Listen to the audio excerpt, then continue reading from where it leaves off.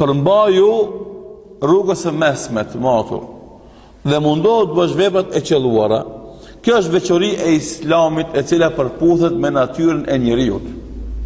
Pra nuk ngarkon se as mundesh me bajt.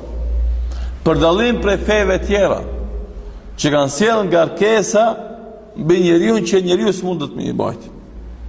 Dhe normalisht këtë formë feja islame nuk e lodh njeriu me ibadete. Apo nuk e lën këtë pa fe, këtë pa punë. Për shembull, në krishterizëm, ata që mundohen më bë takva në fejnë e tyre, të devotshëm, shkojnë mshelen në manastir.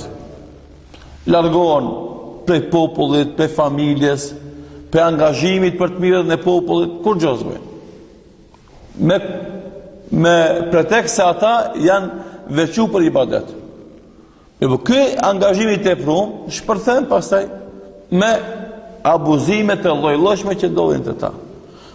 Një pjesë e ki kështu të mon, e ki murgjër, kallugjera, që ata kur gjës bëjnë vetëm ibadet bëjnë.